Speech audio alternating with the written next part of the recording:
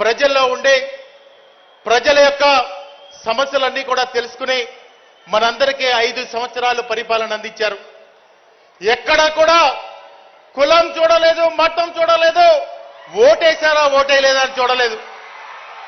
ఇంత మంచి పరిపాలన అందించినటువంటి జగన్మోహన్ రెడ్డి గారికి నేను చేతులెత్తి నమస్కారం చేస్తా ఉన్నా. అన్నా జగన్ అన్న, ఈ రాష్ట్రంలో మీరు మా అందరి కోసం పోరాడుతా ఉన్నారు.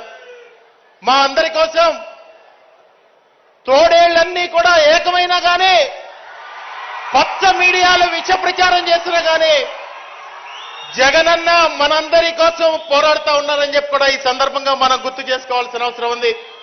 ఈరోజు విద్యా దీవెన కార్యక్రమాన్ని జగనన్న పామరులో బటన్ నొక్కి ప్రారంభించడం చాలా సంతోషంగా ఉంది.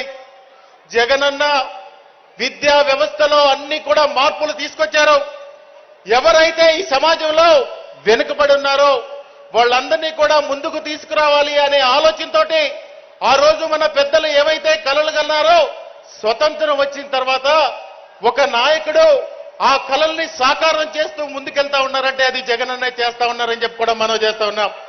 జగనన్న అమ్మఒడి కానీ, జగనన్న విద్యా దీవెన కానీ, వసతి దీవెన కానీ, గోరుముద్ద కానీ ఇదంతా కూడా ఒక ప్రేమతోటి జగన్మోహన్ రెడ్డి గారు ఈ వ్యవస్థలో మార్పులు రావాలంటే విద్యా వ్యవస్థతోనే అది మార్పు చెందుద్దని చెప్పి ఒక భావించి జగన్మోహన్ రెడ్డి గారు అన్ని బాధ్యతలు కూడా జగనన్న తీసుకుంటా ఉన్నారు. ఇక్కడ విద్యార్థులు ఉన్నారు, విద్యార్థుల తల్లిదండ్రులు ఉన్నారు, మేమందరం కూడా ఉన్నాం. మీరందరూ ఒకే ఒక్క మాట, సమయం ఎక్కువ లేదు కాబట్టి ఒకే ఒక్క మాట మీకు గుర్తు చేస్తాను.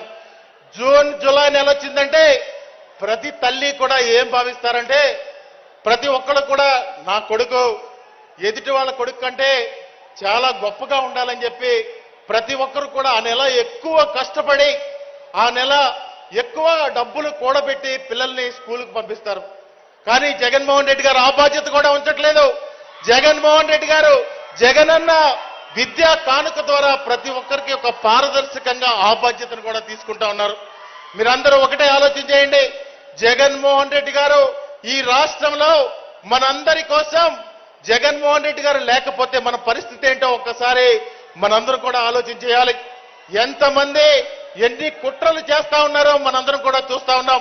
దయచేసి ఇవన్నీ కూడా ఆలోచన చేసి మనందరి భవిష్యత్తులో మన బిడ్డల భవిష్యత్తులో బాగుండాలంటే జగన్మోహన్ రెడ్డి గారు ఈ రాష్ట్రానికి 30 సంవత్సరాలు ముఖ్యమంత్రిగా ఉండాలని కూడా ఈ సందర్భంగా కోరుకుంటూ, జగనన్న పెద్దలందరూ కూడా ఈ స్కీమ్స్ గురించి చెప్తారు, సమయం ఉంది కాబట్టి ఎన్నో మాట్లాడాలని ఈ మైక్ ముందు వచ్చాను. కానీ భావోద్వేగంలో ఏమి మాట్లాడకపోతా ఉన్నాను.